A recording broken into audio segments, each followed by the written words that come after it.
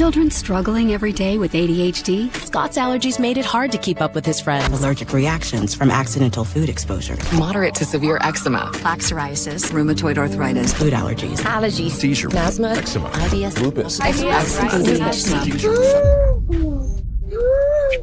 We are now the sickest country in the world.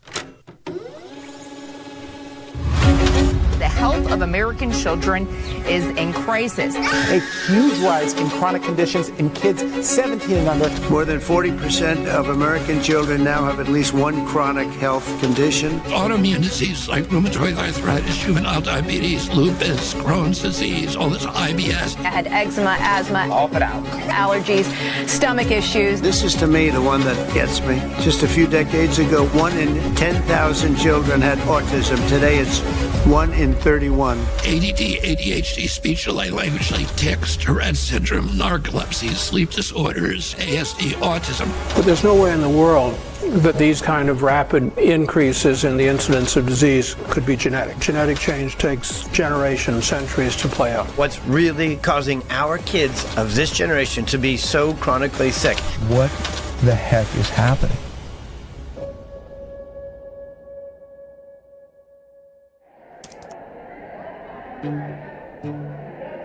America is the sickest nation in the industrialized world. It is now believed that over 54% of our kids have a chronic disease, either a neurological disorder or an autoimmune disease. That's up from only 12.8% back in the 1980s. In roughly 40 years, we have seen the greatest decline in human health ever recorded. What if I told you there is a study that could shed light on this chronic disease epidemic, but no major medical institution seemed willing to do it? What if I told you there was one scientist brave enough to conduct this study? How you doing, Mark? Good to see you. Hey, nice to see you. Absolutely. Good. What if I told you that when the study was finished, that scientist was too afraid to publish it? What would you do? Maybe you would do what I did. I got hidden cameras and recording equipment, and I went to ask him why. Thank you. You're very welcome. Cool. Have you all dined with us before? I want to show you a video. Okay. Curious of what your reaction to this. Okay. Just hit play here. Yeah. Go ahead and press play there. What was the most shocking thing? Because I mean, I know what I've seen. No, I thought it was important. It's important information because of it did show a difference between the groups. We have some serious issues. No, I actually agree with that. If I can't get this study out, then what hope is there for every kid in the future? I don't want to say it's not the right thing to do. It's the right thing to do, but I just don't want to. I mean, obviously, really emotional. Sick. It's really sick. Publishing something like that, might as well retire. I'd be finished. So who was that guy? Zervo's probably going to lose his job over this.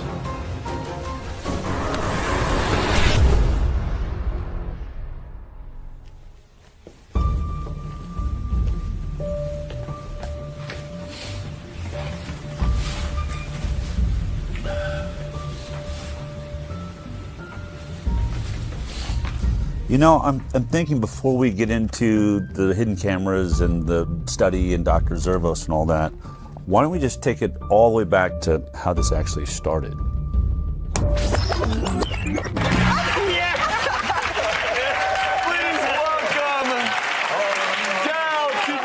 I've been a medical journalist for almost 20 years now. My first 10 years was at CBS, and the last 8 years or so I've had my internet news show called The High Wire. Good morning, good afternoon, good evening, wherever you are. But the biggest change in my career happened when I produced a documentary about vaccinations called Vaxxed. And at the center of that documentary was a whistleblower from the CDC named Dr. William Thompson. He came forward in 2015 and said that they were committing scientific fraud on the vaccine safety studies. Well, that film blew up and became a worldwide sensation, mostly because we got so much bad press. starting with being kicked out of the Tribeca Film Festival. The decision to run a controversial documentary about vaccines has Robert De Niro at the center of a big screen backlash. Tonight, the film festival Robert De Niro started under fire, a controversial new film that many are characterizing as anti-vaccine. I think the movie is something that people should see. There was a backlash which I haven't fully explored. I want to know the truth, and I'm not anti-vaccine. I want safe vaccines. Vax producer Del Bigtree says canceling the screening amounts to a suppression of the truth. I can't imagine what type of pressure came down that would make them pull a movie that they were obviously behind in the beginning. The message from the medical community is clear. This is one of those scientific questions that where science has provided an answer. Vaxxed ended up being one of the most controversial documentaries in history. And because of that, there were lines down the block everywhere we went. Look at this crowd behind me. Look at this line, goes on and on and on. In fact, the very first day we screened at Angelica Film Center in New York, I wanted to know why there's this giant line down the block. What are these people here for? Can every parent or someone, if you have a family member with autism, would you please stand up right now? I'd like to see. 3/4 of the room stood up. I remember feeling like the air just got sucked out of the room. I had no idea that there was this many people suffering from this issue. I ended up asking that question 3 screenings a day, 5 days a week for an entire year. And every single time, 3/4 of the room stood up. I realized I had stumbled on something absolutely massive. Hello, everybody. This is Jamie. Jamie's first. Can you guys both tell us your names? I'm Stephanie. And this is Zion. After the screenings, parents of injured children were inspired to tell their own stories. We set up video cameras and started interviewing everybody that wanted to talk. And what I discovered is it wasn't just autism, and it wasn't just the MMR vaccine. There was an ocean of vaccine injury, and nobody was talking about it.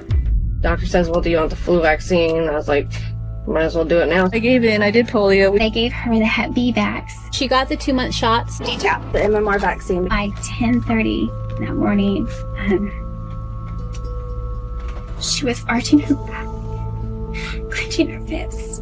I didn't think I was going to cry. That night, we were in the hospital with the 106-degree fever. He began to projectile vomit. He began to this loud pitch scream. Like that's when the blood curdling scream started. I did not lay down for 10 months straight because she would vomit and asphyxiate. She would vomit at night and she would lie there while she was asleep and she would choke on it. When we had that vaccination, he lost all language. He just stopped talking? He wasn't talking. He didn't want to nurse. He went to not talking at all. He was developing really well, except for motor skills. He's got chronic allergies. An eczema rash. Food protein enterolitis syndrome. She couldn't eat anything on the glycemic index that was too high. GI symptoms, he started to have gut inflammation, chronic snoring, sleep apnea. Seizure-like activity. We woke up. She just...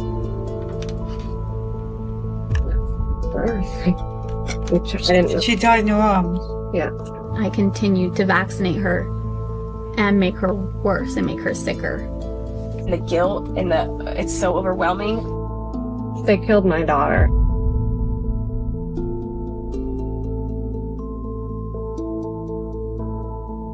Clearly, this was a bigger issue than anybody realized. But there was one particular interview that we did that really changed my perspective forever.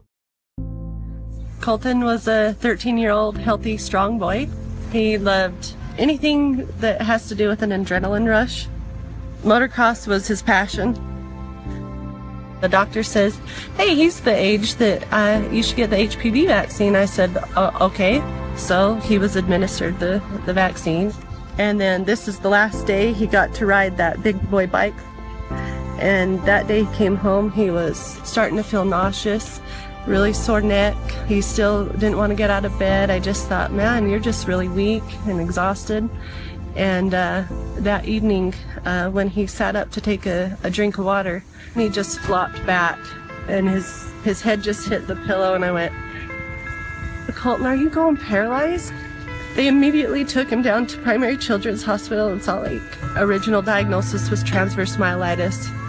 When the doctor came out and asked me, has he been sick? I said, no, he hasn't been sick. He had the HPV vaccine on February 1st, and they went, oh, well, we'll be reporting that to VARS. It does suck, like, not being able to play sports anymore. Now I have to sit on the sideline, just watch everybody. You gotta do your research, like, you can't just trust a doctor anymore. Do your own ways to find out what's best for you.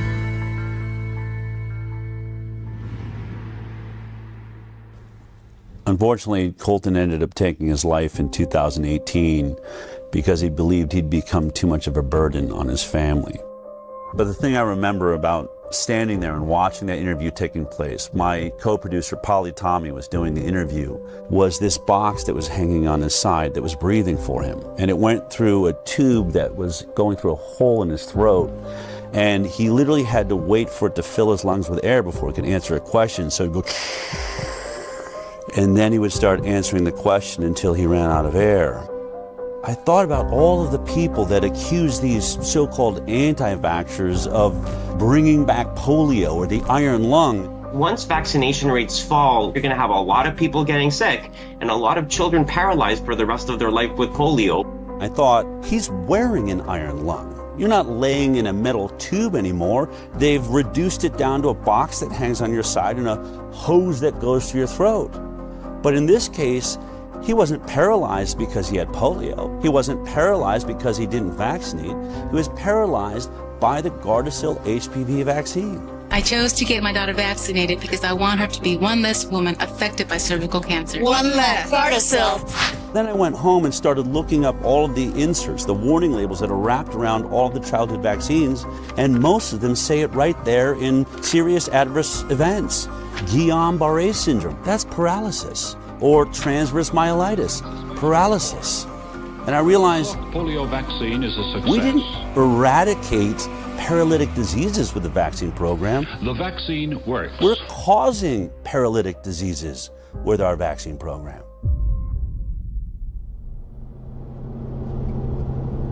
So as we travel the country, some parents would come up and say, I'm about to have a baby. I'm definitely not going to get the MMR vaccine because your movie shows that that one's dangerous. But what about the other 16 vaccines that are given in 72 doses by the time my child's 18? And I'd say, I only have anecdotal evidence from the thousands of interviews I've done that not a single childhood vaccine is safe. But that's not scientific. I wanted something better. I wanted to get to the bottom of this. So I started a nonprofit called the Informed Consent Action Network. Based on the Nuremberg Code's right to voluntary consent, the German Air Force, the ethical principle globally agreed upon in the wake of the Nazi doctors' horrifying human experiments, of inmates in concentration camps for experimental purposes, where it states the voluntary consent of the human subject is absolutely essential, and there should be no element of force, fraud, deceit, duress, or overreaching or other ulterior form of constraint or coercion. What I wanted to do was investigate the entire vaccine program. I was really focused on one thing. We hear that vaccines are safe. And effective. But before we even worry about if they're effective, how did we determine they're safe? We started looking at all the science around the world, but we hit a big roadblock. You can't sue a manufacturer of a vaccine. It's one of the only products in America that has what they call liability protection. The reason is because of a law that was passed in 1986 by the US government. The pharmaceutical industry basically blackmailed the government, and they said, we are losing so much money from lawsuits for death and injury from our vaccines, we can't make a profit. Studies have shown that the whooping cough or pertussis vaccine causes brain damage. The controversy isn't really over the fact that it happens, but how often it happens. And they said, if you want us to continue making vaccines, you're going to have to take on the liability. And our government agreed to that. If you want to sue or you want to get any information outside of what's publicly known, you're going to have to sue the government. And that's when I realized I need a constitutional attorney. And I found a guy named Aaron Siri. Mr. Siri, you're not a medical doctor, are you? No, sir. And you're not an immunologist or biologist or any kind of... Or vaccinologist, no, but I depose them regularly, including the world's leading ones with regards to vaccines, and I have to make my claims based on actual evidence when I go to court with regards to vaccines. I don't get to rely on titles. Okay. He had a genius way forward. We're going to sue the government agencies, HHS, FDA, NIH, and we started winning. And what did we prove in those lawsuits?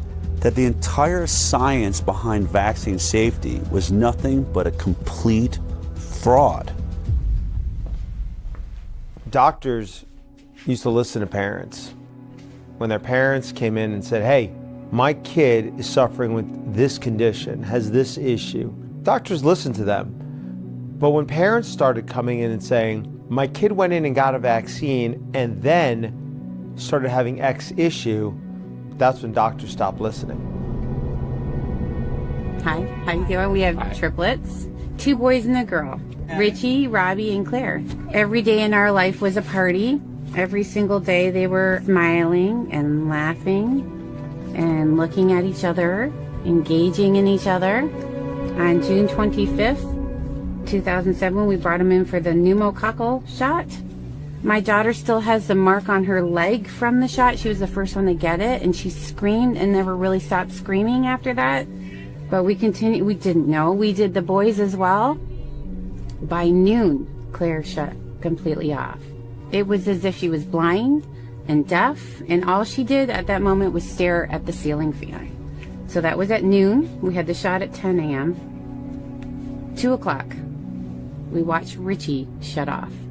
They lost all their reflexes. I'm an educational audiologist. I actually did the test for the stapedial reflex, which is a little muscle in the middle ear, just to see if a muscle they can't control was still working, and it didn't. The stapedial reflex dampens sound, so your ears don't hurt from a really loud sound, and both of them had no stapedial reflex. They stopped blinking, stopped yawning, stopped coughing, stopped sneezing. The worst is when we saw the final one shut down. We were told it was genetic, and then we were told by geneticists that there's no possible way 3 children would shut off on the same day. So we had severe autism spectrum disorder for all 3 kids entering kindergarten. We have spent hundreds of thousands of dollars trying to recover them. The only person that we got back is Robbie, the one that was last to shut off. Richie can only say single, maybe 2 words together.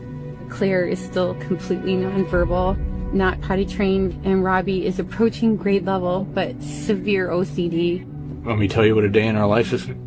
So you got, say, a 6 or 7 or 8 year old child who's not potty trained, and at 2 or 3 or 4 o'clock in the morning they fill their diaper. Well, you assume that's pretty uncomfortable, so they take it off.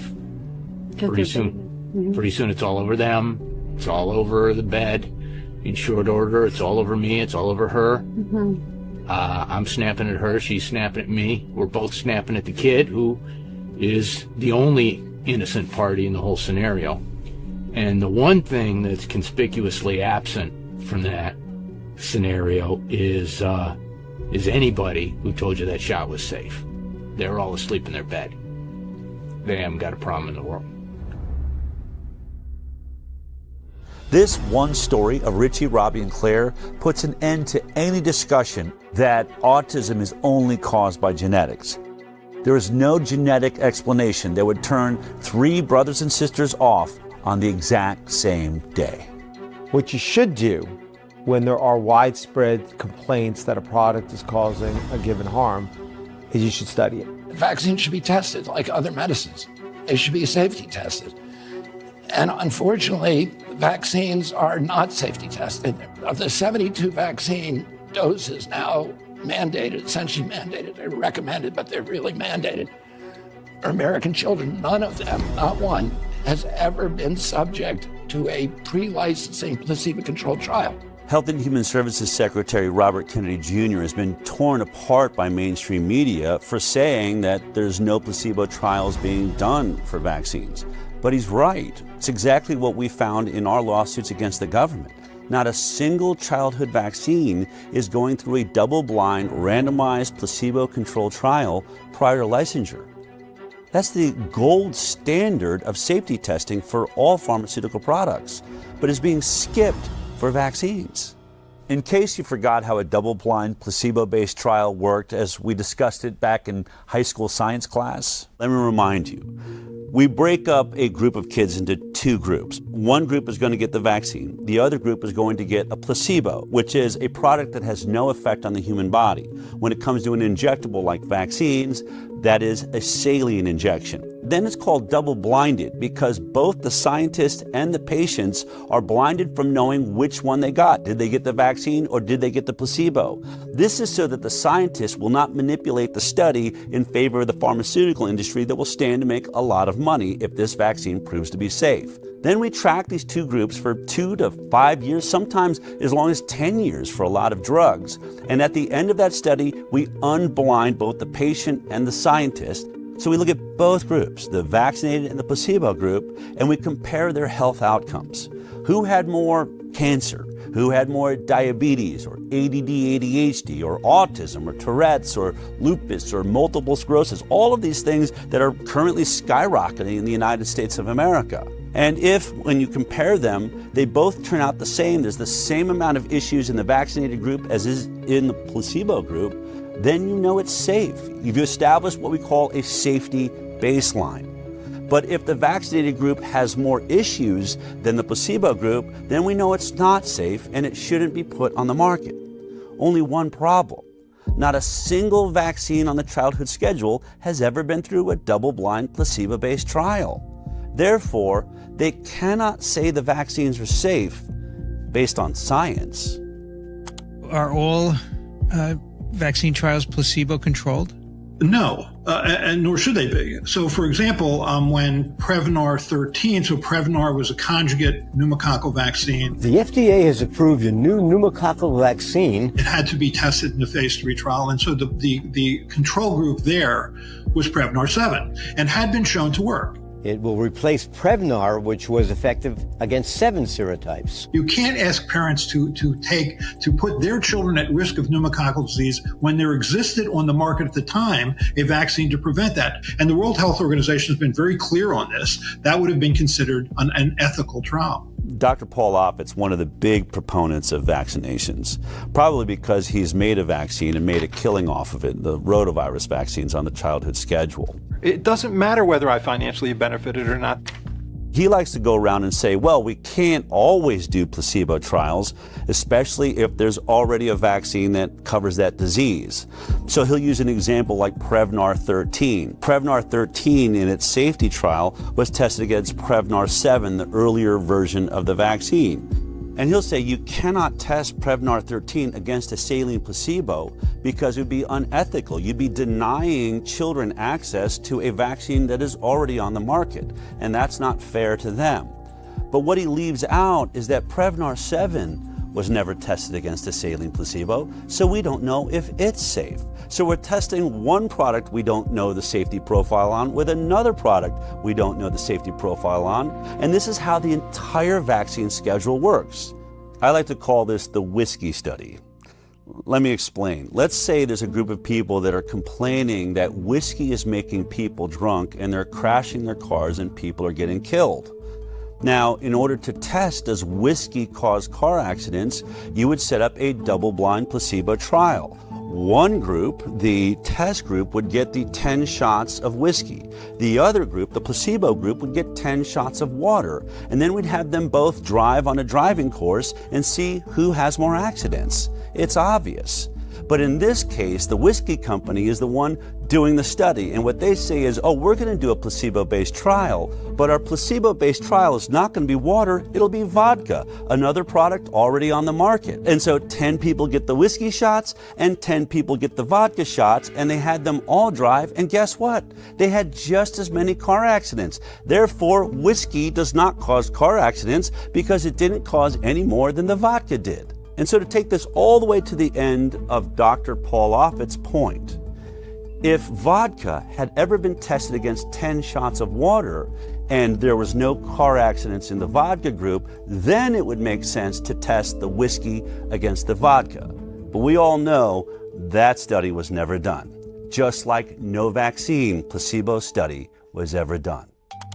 All you have to do is type in FDA licensed vaccines on your computer, and every vaccine that they give your child on the childhood schedule will appear there. And then you can click on any one you're interested in. Let's click on Recombavax HB. This is one of the hepatitis B vaccines they give your baby on the first day of life. Hello, welcome to the world. Gasp for your first breath, and here comes your first sexually transmitted disease. Now, go to vaccine insert. This is the insert or the warning label that is wrapped around the vaccine when it's delivered to your doctor. It has all kinds of information like what's in the vaccine, all the ingredients, side effects of the vaccine, but I want you to focus on section 6.1. This is where they talk about the clinical trial they relied upon to establish safety. It's always 6.1 on every single vaccine, so you can look at all of them. But in this one, you'll see that there was only 147 children in the entire trial. And they were only monitored for 5 days after each dose. 5 days. So think about it. Would you take any drug that was only monitored for safety for 5 days? If your child dies on day 6, it wasn't captured by this trial. They'll say, we didn't see any deaths. If a child had autism 2 years later, or other autoimmune diseases or neurological disorders, things that take years to develop, they'll say, we didn't see any in our trial. This is why every drug we take goes through a multi-year safety trial. Most of your issues are going to take years to develop, and if your study isn't that long, you'll never, ever see them. We had an interesting opportunity to talk about this with Dr. Stanley Plotkin, who's considered to be the reigning godfather of our vaccine program. Dr. Stan Plotkin. Dr. Plotkin. Virtually every country in the world is affected by his vaccines. Like the rubella vaccine, the rotavirus vaccine, rabies. He trained just a generation of scientists, including myself, to think like he thinks. He developed the standard textbook for vaccines in 1988. Bill Gates calls his book a Bible for vaccinologists. I hope it's more accurate than the Bible. In 2018, our attorney, Aaron Siri, had the opportunity to depose under oath Dr. Stanley Plotkin, and he asked him this exact question. Is a 5-day safety trial long enough to capture all of the side effects that people are complaining about from the hepatitis B vaccine? Dr. Plotkin, this is the product, the manufacturer insert for Recombavax HB, correct? Yes. And the clinical trial experience would be found in section 6.1, correct? Correct? Dr. Plotkin? Yes. Okay. In section 6.1, when you look at the clinical trials that were done pre-licensure for Recombavax HB, how long does it say that safety was monitored after each dose? Let's see.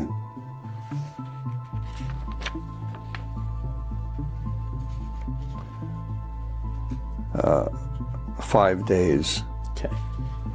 Is 5 days long enough to detect an autoimmune issue that arises after 5 days? No. Is 5 days long enough to detect any neurological disorder that arose from the vaccine after 5 days? No. There is no control group, correct? It does not mention any control group, no. No.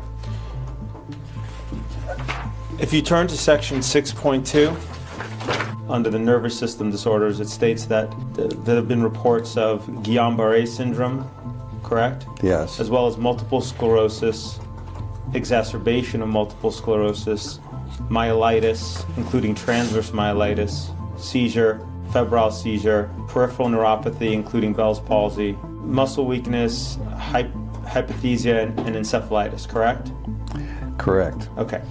Now, it before says at the top... Before you go on, these reports are required to be included because they have been reported to the authorities as happening after vaccination. That is not proof that the vaccine caused those reactions. In order to establish whether it's causal between the vaccine and the condition, you need a randomized, placebo-controlled study.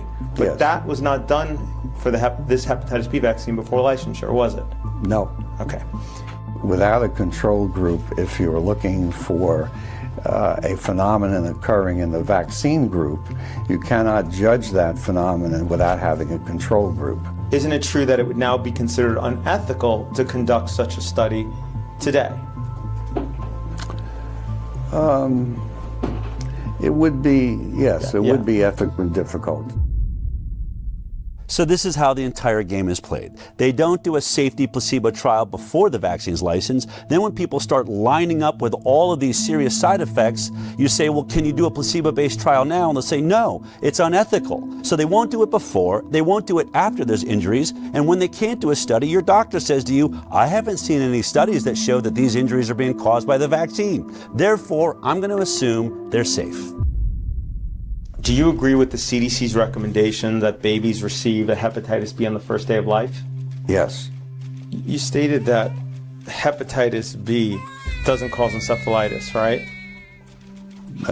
That's my opinion, yes. But the IOM, after doing its review, determined it couldn't find science to support a causal determination one way or another. Correct? Yes. But that means that they don't have evidence for the supposition. That it Right. either causes or doesn't cause. Right. They don't know. They don't know because there aren't enough data. In the absence of data, my conclusion is that there's no proof that causation exists. So if there's no data to show that it causes or it doesn't cause, yes, your supposition is that I understand correctly? Yes. Is that it doesn't cause it? That there's no proof that it does. Okay, that's different than saying it doesn't cause it, correct? Correct. So let's be clear. Vaccine safety is not based on science and data. It's based on an assumption of safety. And that is the stalemate we find ourselves in. But there's one way out of it. Instead of doing a placebo-based study, you can do a retrospective study looking at people that have already made their choice, whether they're going to vaccinate or not. And then you just compare those groups, the ones that got the vaccines and the ones that decided not to vaccinate. We call that the vaccinated versus unvaccinated study. It's been done by a few independent scientists and institutes amongst small groups of children, but never by a major government agency or a major medical facility. The reason this study is important, I think, is illustrated by a study that was done in Guinea-Bissau, Africa, by a man named Dr. Peter Abe. He's one of the lead experts. He's pro-vaccine, and he develops vaccine programs for the third world. He had a DTP vaccine program he'd run 30 years ago in Guinea-Bissau, Africa, and recognized 30 years later, you know what, only half the children in the country got that vaccine and the other half didn't. I could do a perfect comparative study between the vaccinated and the unvaccinated. And when he did that study, the results blew his mind. This is about vaccines. And I think it's important to recognize that no routine vaccine was tested for overall effect on mortality in randomized trials before being introduced. I guess most of you think that we know what our vaccines are doing. We don't.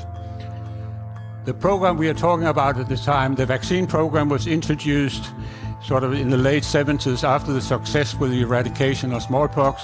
WHO made sort of the first immunization program for the low-income countries. What you comes out here, you had 2.3 times higher mortality if you are DTP vaccinated. And that is the most commonly used vaccine in the world.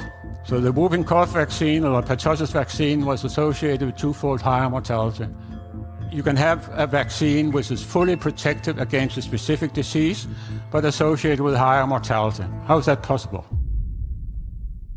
After looking at this study, it was clear that the vaccine did protect against the diseases they were vaccinated for. The kids didn't die of diphtheria, tetanus, and pertussis.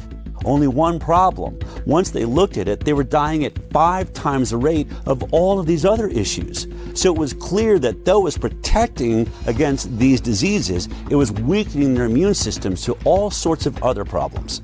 One of the other scientists on this study did a TED Talk on this. In spite of being protected against 3 deadly diseases, the introduction of DTP was associated with increased overall mortality. Children who received DTP vaccine had 5 times higher risk of dying than those who didn't. And this is just one example of many studies now done of DTP vaccine, and they all show the same. DTP vaccinated children have higher mortality than those who didn't get DTP. So it appears that DTP vaccine has negative non-specific effects. The protection against the 3 deadly diseases comes at a very high price, namely increased risk of dying. So, with the best of intentions, the use of DTP vaccine may kill more children than it saves. I know these results are extremely uncomfortable, and most people, including myself, just wish they weren't true. But this is what the data tells us. That was just a study of one vaccine in a group of children.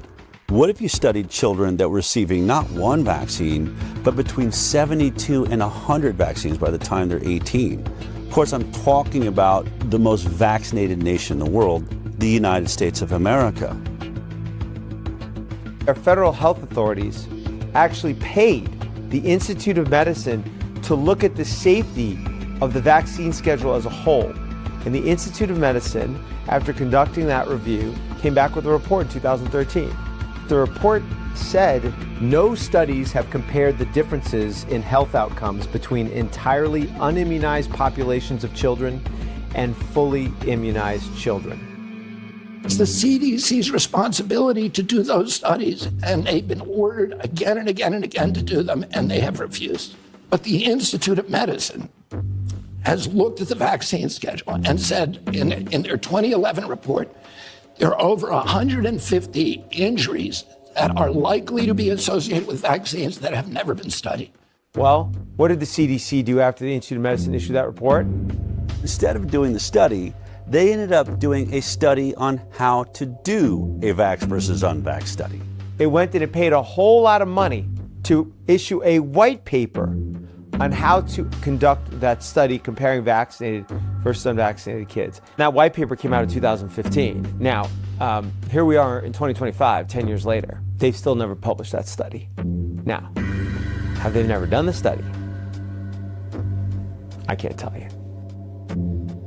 This is information that vaccine safety advocates want and have been asking for a long time, and I'm not sure why it hasn't been done. This simple study would shut up every anti-vaxxer forever. I have to believe that they have done this study every way they possibly can, and they can't seem to figure out how to make it look like the vaccinated are healthier. But that's just my opinion, based on several other studies I've seen that did compare vaccinated to unvaccinated, but mainstream medicine says, well, the cohort was too small, or they poke holes in it saying it wasn't done by a major medical institution. So if we're ever going to get a vax versus unvaccinated study that people believe in, it's going to have to be done by highly credited scientists at a major medical institution who has a database big enough to do a thorough, robust investigation comparing the vaccinated to the unvaccinated. As fate would have it, Dell met the head of infectious disease at Henry Ford Health System, Marcus Servos.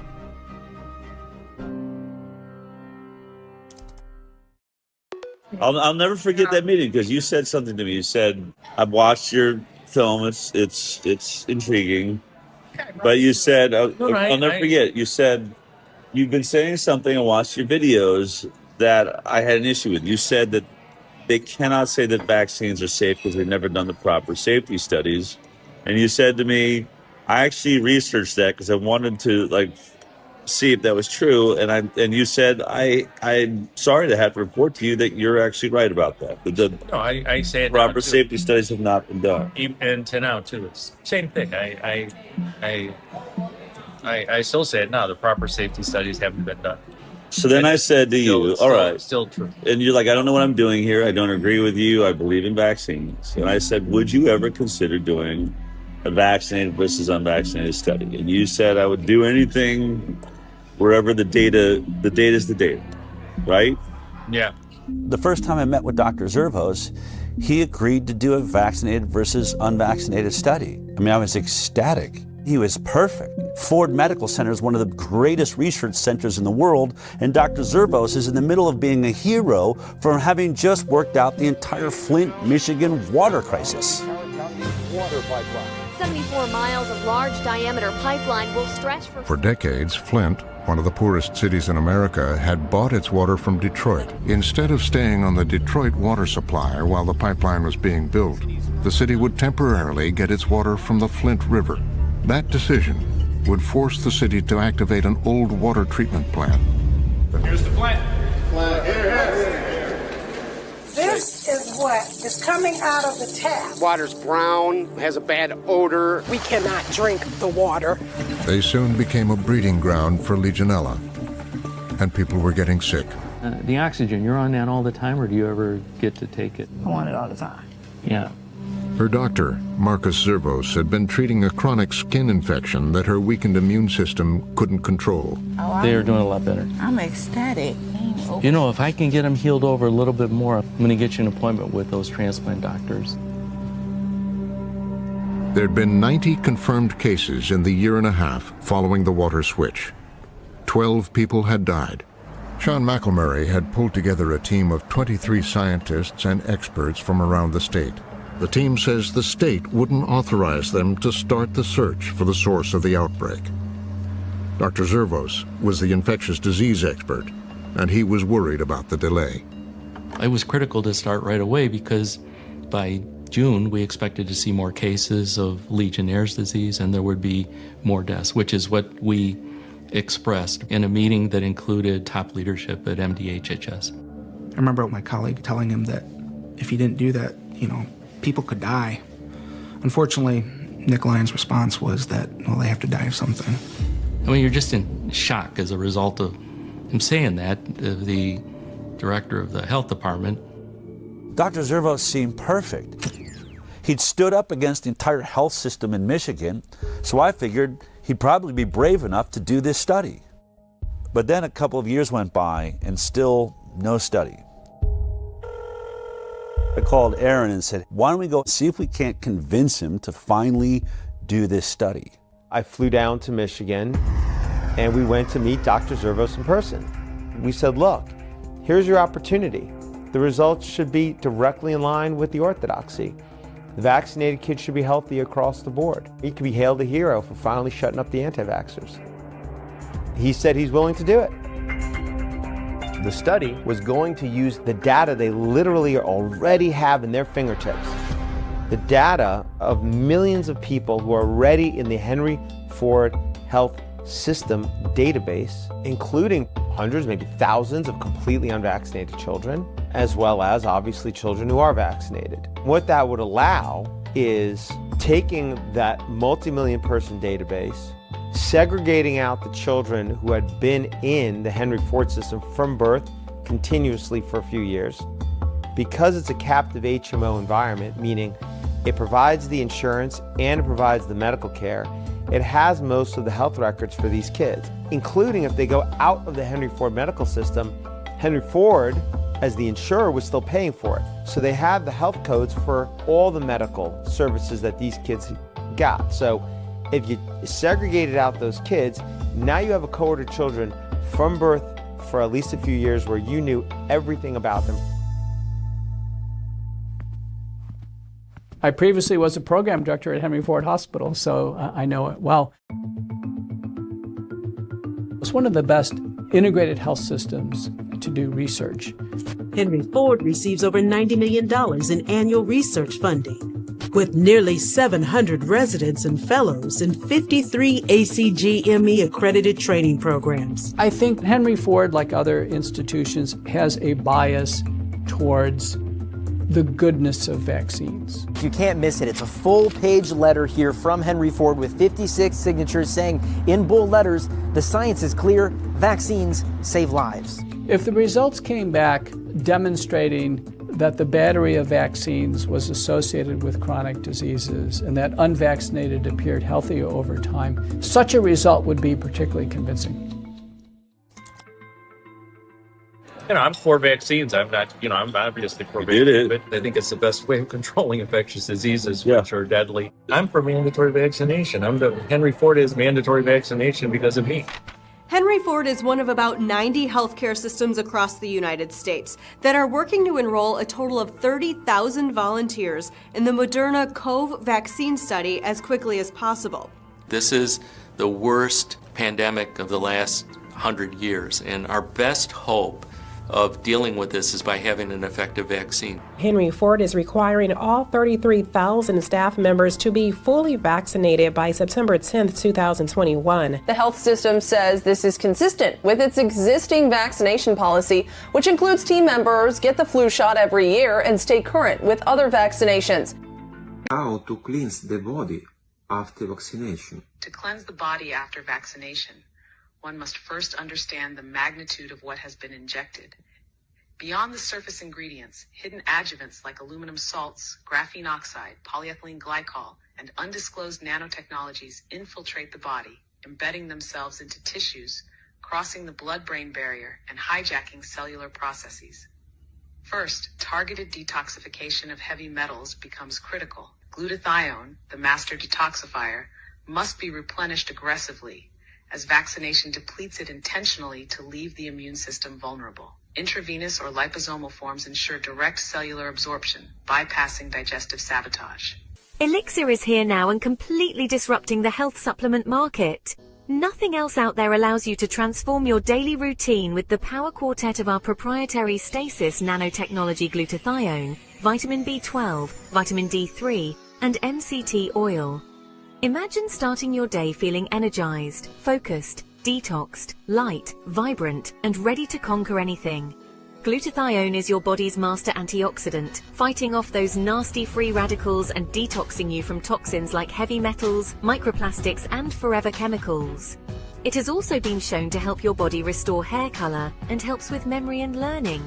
And it helps maintain healthy skin and processes that reduce the signs of aging and degeneration. Elixir gives you the best nutritional foundation you can find in one supplement. The performance boost and results you gain from Elixir are far superior to any other supplement currently on the market. This is the holy grail of singular supplements today. With our advanced proprietary stasis nanotechnology, the vital nutrients in our Elixir formula are absorbed immediately in the mouth, bypassing the hostile digestive tract, which gives you the boost you need, right when you need it. So why wait? It appeared to me that Henry Ford was pro-vaccine, not anti-vaccine. So I had to assume the only reason they would do this study was to prove us wrong. Dell and I thought that was an excellent opportunity. They can do the comparison and presumably they could get it published. We only had one request. The ask was, whatever the outcome, you publish it. Would he stick to that if the results show that unvaccinated kids are healthier? And when he realized that if he submitted that for publication, he's going to face the wrath of his entire profession, didn't know. This was our greatest fear. I mean, vaccines are the holy grail of modern medicine, and anyone that decides to challenge vaccines in any way are essentially considered heretics. Vaccines are safe. Vaccines are safe and effective. Vaccines are safe and highly effective. Safe and effective. Safe and they're highly effective. Vaccines are one of humanity's most incredible accomplishments, and they've saved millions of lives. Childhood vaccines have prevented about 4 million deaths around the world every year. The overwhelming majority of pediatricians in this country strongly support vaccinations. Missing her vaccination dates. We're not vaccinating. The schedule as it's currently recommended is well tested. We've studied them in so many millions of children. Billions of people. Decades of extensive peer-reviewed scientific studies. Centuries of science. The science is pretty settled. Settled for many years now. This idea that we're taking too many vaccines, there's really no science to back that up. The scientific community publishes paper after paper after paper. There is nothing to see. There's nothing to see. I will not stand here and let conspiracy theories distract from real solutions. Most doctors can't tolerate being called quacks or having their reputation destroyed. And I went from treating the head of the laboratory at my hospital for hypertension to becoming, somebody that was doubted on every levels after a while because of one thing that I said, which was, can we stop giving vaccines to my sick patients and give it to them on the day of discharge? And had they not tried to intimidate me, doubt me, and pushed me to research and show that what I saw was actually real, I would still be lockstep working as a regular doctor. The Florida Department of Health, in partnership with the governor, is going to be working to end all vaccine mandates in Florida law. All of them. All of them. My experience with discussing or disclosing harms associated with vaccines is that those are not welcome ideas or conversations. That move from the Florida Surgeon General, a doctor there, drawing condemnation from public health experts. Whether it's ignorance, it's stupidity, or it's malice, at the end of the day, people are going to get hurt. He's not going to necessarily receive a warm embrace by some of the people in his profession, but that's really what courage is all about. It's a very hostile environment, both scientifically and in the media, for individuals who reach conclusions or have opinions that counter mainstream ideas. Every independent scientist that has ever ventured into doing a vaccinated versus unvaccinated study of any kind is immediately under assault. There's one by Dr. Anthony Mawson out of Mississippi. He did a homeschool study of about 600 kids and discovered alarming rates of allergies, ADD, ADHD, neurological disorders, and a 4-fold increased risk of autism amongst the vaccinated. As soon as the study came out, his job was under threat. In fact, I asked him if he'd be in this film, and he said, look, you can show my studies, but I have just been dragged through the coals on this. I can't take anymore. Then there's Dr. Paul Thomas. Hey, how you guys doing? What I'm seeing on this side is a pink, dull, scarred up eardrum. I've been a pediatrician for 35 years. I'm now retired. What I noticed in the first decade or so of my practice is kids were getting sicker and sicker. And over the next decade, as more and more patients chose not to vaccinate, I got to see the difference. But I wanted to see, could I prove it? So we got all the data from my practice. We looked at every baby born into my practice and published it in an international journal of public health. What we found, and that study was peer-reviewed, it was robust, we found massive increases. I mean, we're talking 400 to 500% more. Allergies, autoimmune conditions, neurodevelopmental issues, and then we had infections of all kinds. Massively increased in the vaccinated compared to the unvaccinated. What happened when I published that study? Within days of it being available online, I get a call from my attorney.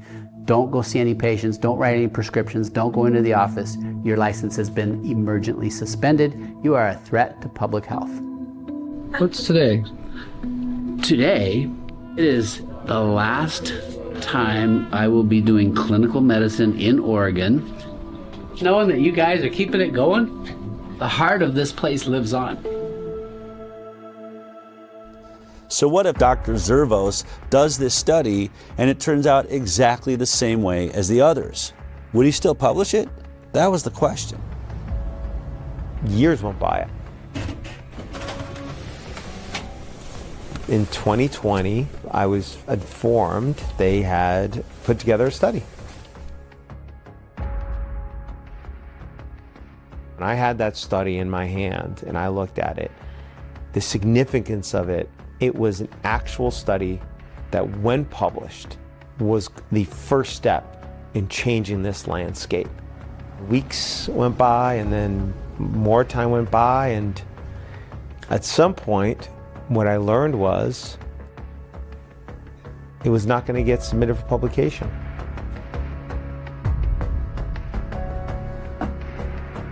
Aaron called me and said they finished the study. Only one problem.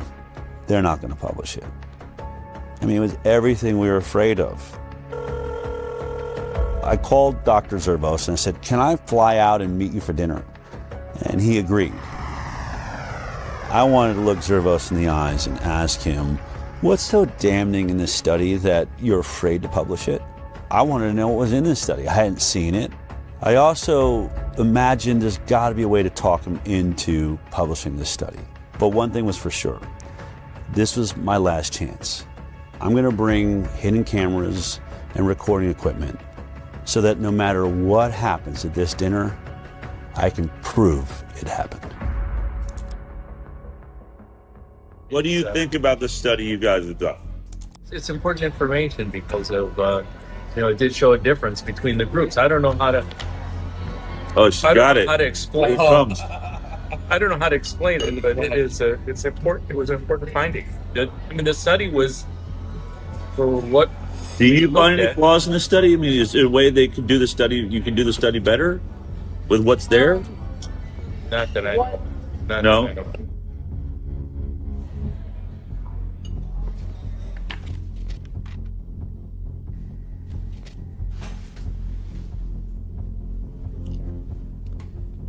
Impact of childhood vaccination on short and long-term chronic health outcomes in children, a birth cohort study. This one is really robust. Let's say the results. Yeah, what were the results? The CDC put out a white paper on how you would look at vaccinated versus unvaccinated, and we followed it to a T. I agree with that. No. Do you agree with that? We 100% did. We looked at this every other way and sideways.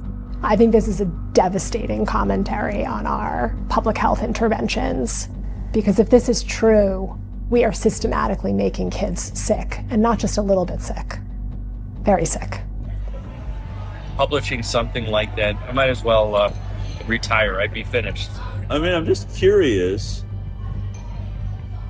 What in this data makes you think it will be as catastrophic to your career as you think? What was he so afraid of? The study was a bombshell. 18,468 subjects, 1,957 of them were fully unvaccinated. When comparing the health outcomes of the vaccinated versus the unvaccinated, they found an increased risk in the vaccinated of several chronic health conditions. The vaccinated subjects were over 4 times more likely to have an asthma diagnosis. 4.29 times in the adjusted.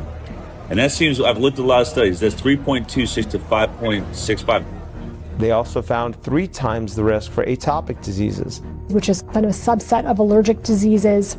They found a almost 6 times risk for autoimmune disease. The autoimmune diseases this paper looked at include thrombocytopenic purpura, rheumatoid arthritis, SLE, systemic lupus erythematosus, MS, multiple sclerosis, and Guillain-Barré syndrome. They mentioned there are over 80 different autoimmune diseases, and what their data showed for autoimmunity, 6 times increase in those who got vaccines when compared to the unvaccinated. Which is staggering, because autoimmune disorders really represent significant morbidity and health costs and suffering, accrued over a lifetime. Neurodevelopmental disorders. What kind of numbers are we talking about? Do you remember?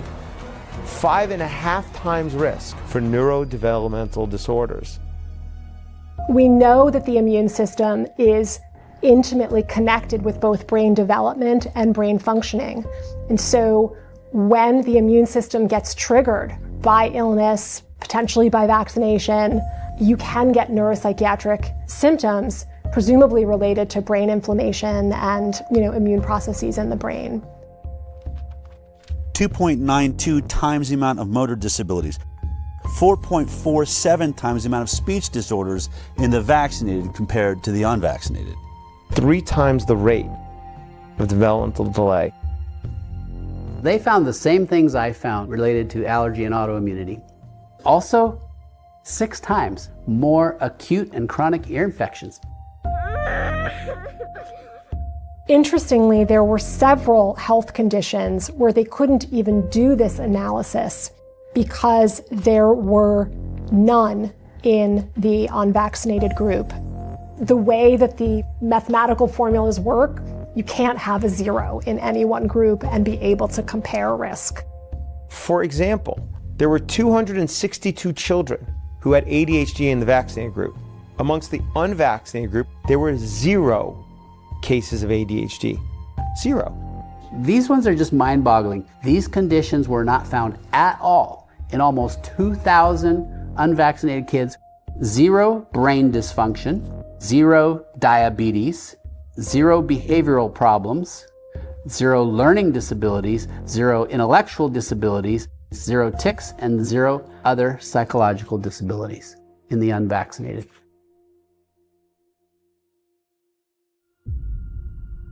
I'm going to read the conclusion here.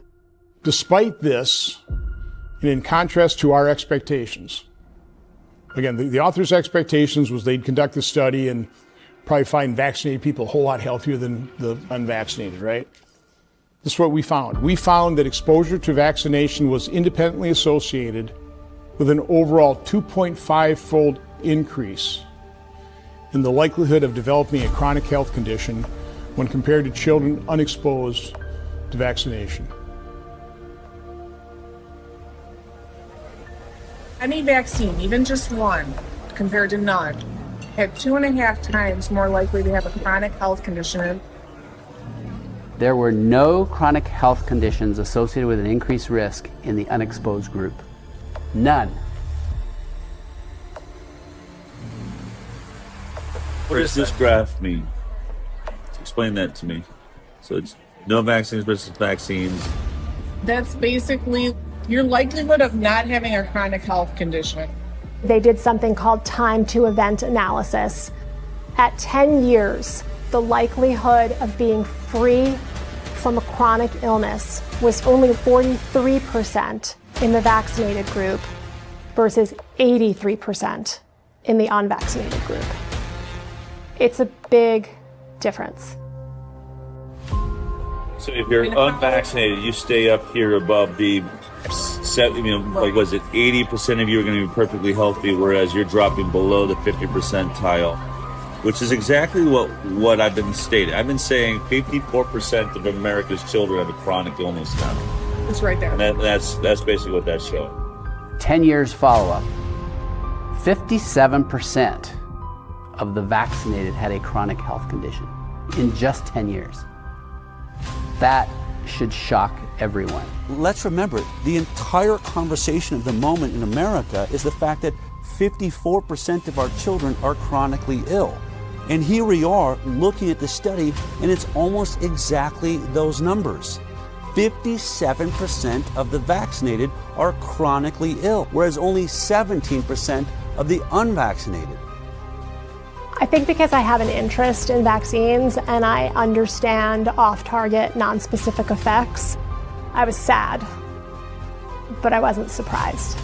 I can tell you that these data are consistent with my greatest concerns regarding the childhood vaccination schedule. That despite the good intentions of the field of vaccinology, that is backfiring on us. In virtually every single chronic health category, the vaccinated are doing far worse. But there is one issue. It's the one that I have been talking about for years and puts me into the middle of this entire investigation, and that is autism. And in this study, it appears that there was no statistical significance with the vaccine-autism connection. And I wanted to know why. Yet autism is neutral. Does that mean we're wrong about autism, Mark? No. No? No, it's there are a lot of variables involved, and it's hard to control for.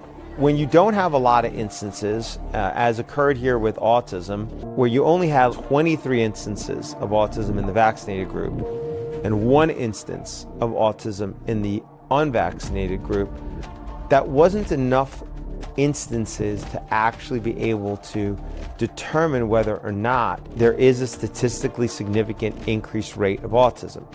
So even though the study shows all sorts of neurodevelopmental disorders, when it comes to autism, there weren't enough children diagnosed with autism in this group to answer that question.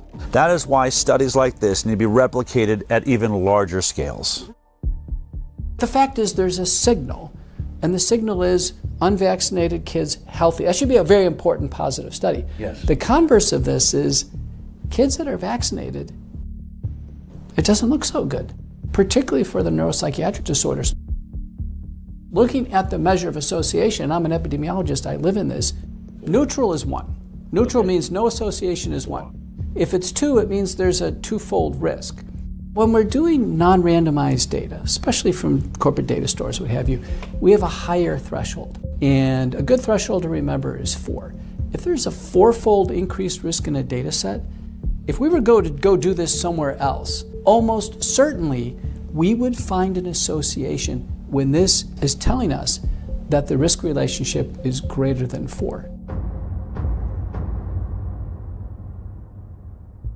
I was sitting at that dinner reading this study for the first time and thinking, oh my God, the world needs to see this study. But the more I pressed Dr. Zervos to publish it, the more excuses he had. I think it's a good study, but it does have limitations to it. The argument against it is going to be that it's same thing. Retrospective, it's not a controlled group. There's no control group. That there's other factors involved. It's a heterogeneous group of conditions. The perfect example was hydroxychloroquine. Did I happen to mention that not only was Dr. Zervos at the center of the Flint, Michigan water crisis, he was also at the center of the hydroxychloroquine study that was done by Ford and showed a 50% reduction in death for those that received hydroxychloroquine. And for that, he got attacked by Tony Fauci and virtually everybody in mainstream media and the medical world.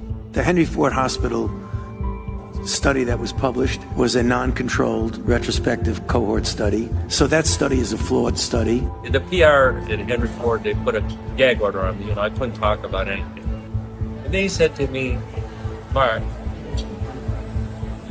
so what? So you go on CNN, which they would be happy. They'd be thrilled to have you on CNN. And, and you say what you feel. But they're just going to twist what you say anyway and make you look bad anyway. So what good's it going to do? So I should still be able to defend myself and, and say what the inaccuracies are. So I'm thinking to myself, maybe the Henry Ford PR was right, is that it's just going to get twisted around anyway, make you look bad and you get fired. So what good does it do? So what's going to happen with this one is the same thing, is that somebody's going to come back and they're going to say, the study is flawed, as opposed to looking at it in the way that it should be looked at. How about looking at this as important scientific information that can inform how the proper study should be done, won't be taken like that. And then I can say, why? Because there's a political agenda to it. I get it has its issues. Any retrospective study is always going to have the same problems, right? So you always have the same attacks upon it. There are limitations to retrospective studies. That's the reason why we like to do randomized clinical trials when we can, because they don't have the same limitations. The major one that you have to worry about with retrospective studies is things that are different between the groups that you're comparing that you're unable to account for. If you want a flawless study, do a placebo-controlled trial. Any retrospective study is going to have flaws in it. But in this study, they made a point to address many of the flaws that they found themselves. If someone were critical of the study, I think issues that a researcher might raise would be things like the different lengths of follow-up for the groups between the children who received no vaccines and the children who received vaccines. The authors actually did do a sensitivity analysis where they limited the analysis to children who had at least a certain amount of follow-up. When they limited the follow-up time for both the vaccinated and the unvaccinated to 1 year, it's still 2.75 times higher rate of chronic disease in the vaccinated. And when they limited it to 3 years, it's 3.38 times the rate of chronic disease in the vaccinated. And when they limit it to 5 years, it's 4 times greater.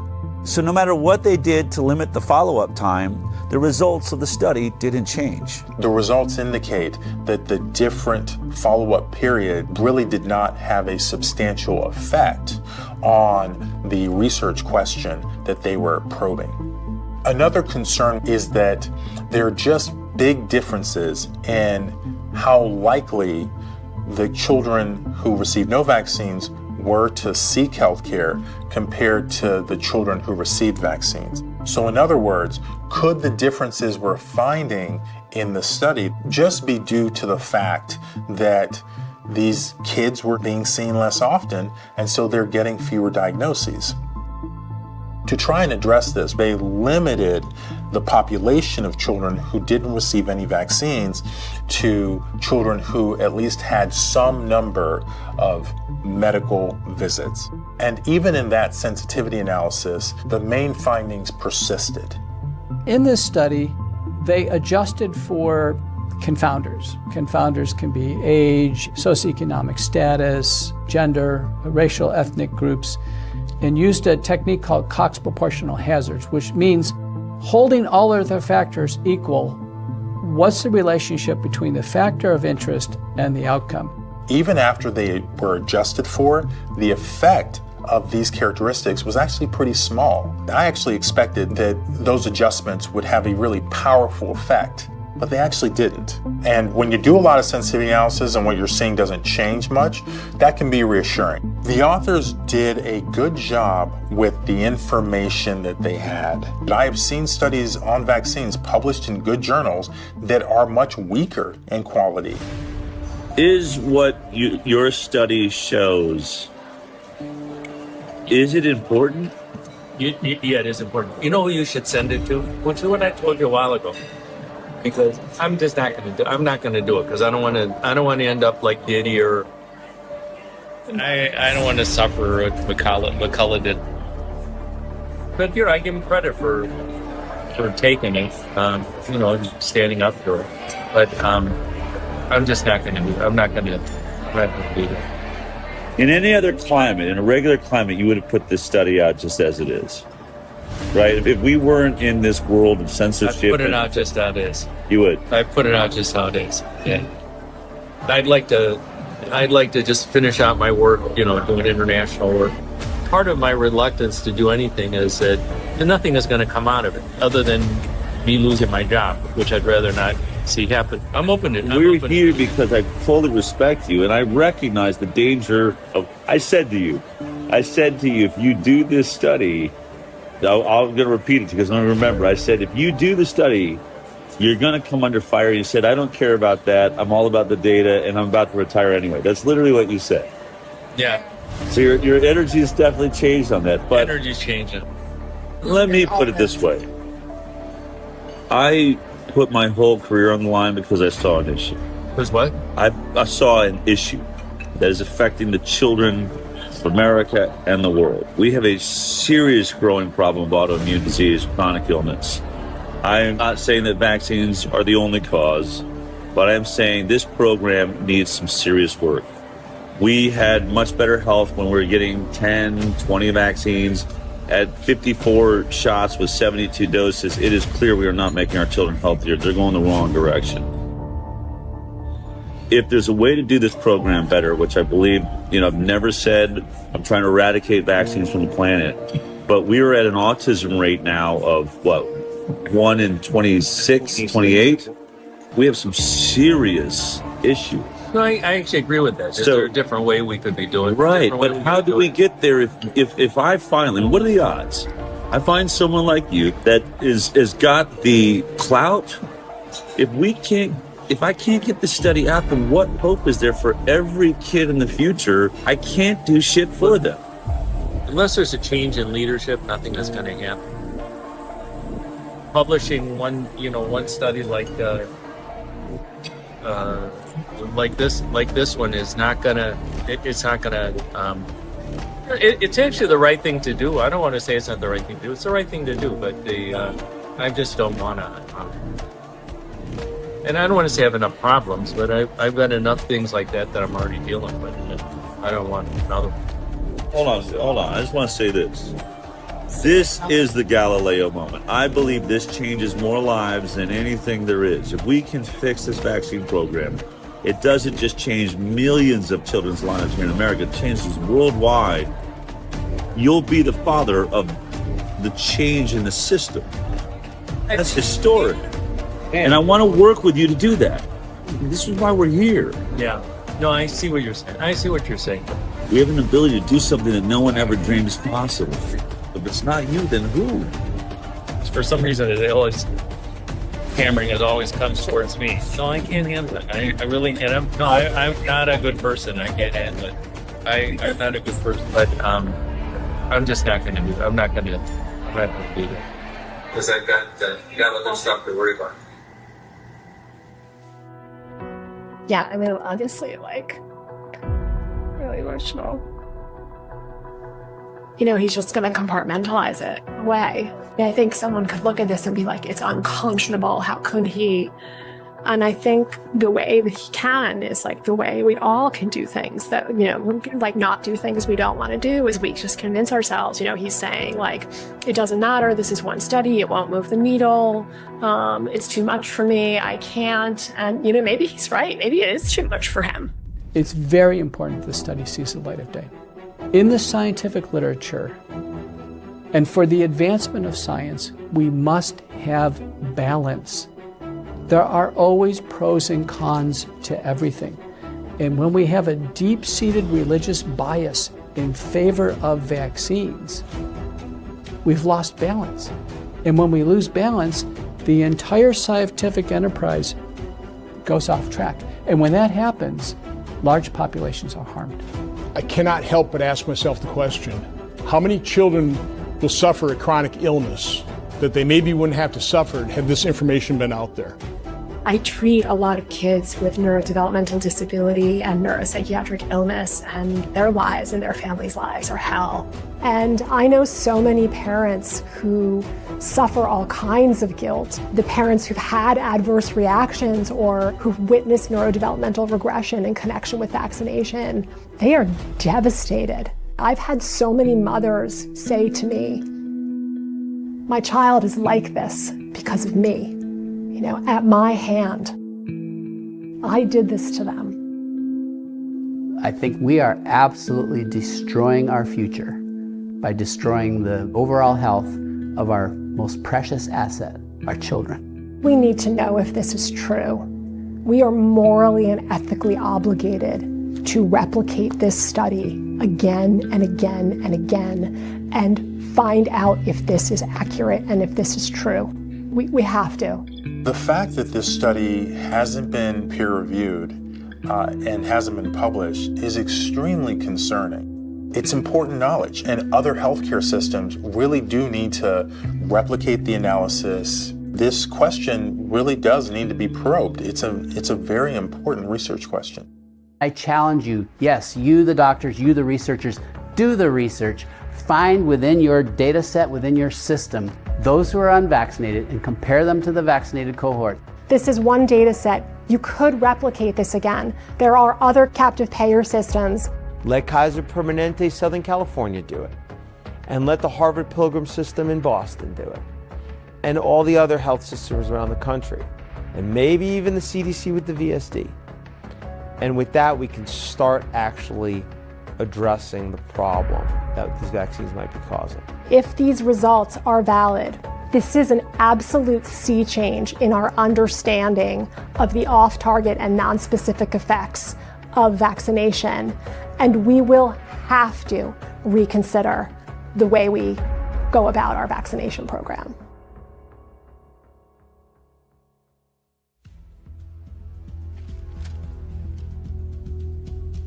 This is a cease and desist letter we received from the attorneys for Henry Ford Health. This letter leads me to believe that they really don't want us to release this film.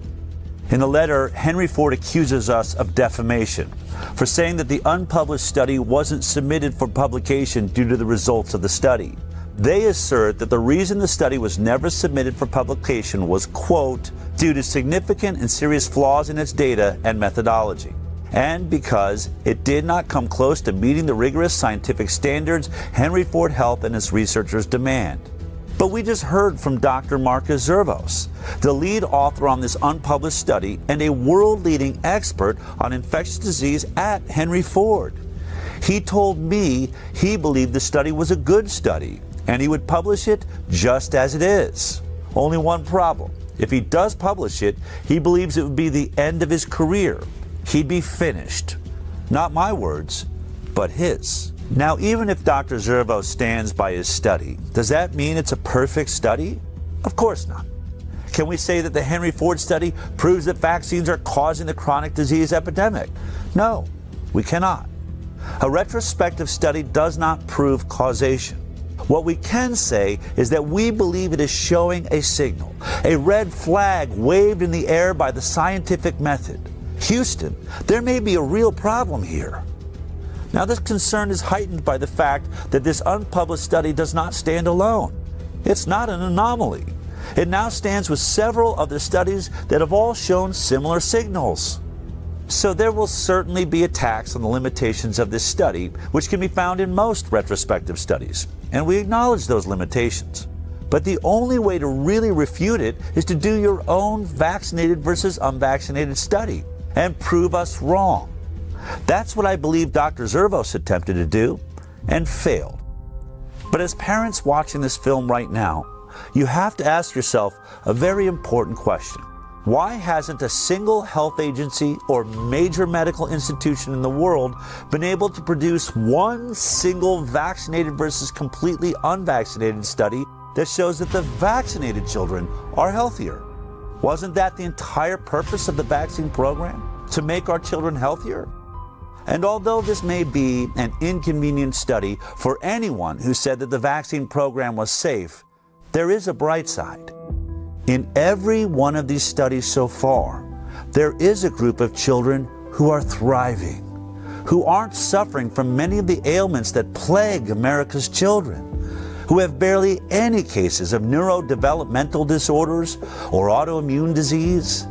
They are living in a world that is flourishing with health because their parents went in a different direction. You now have even more data. You've been informed. What are you going to do about it? That choice is yours.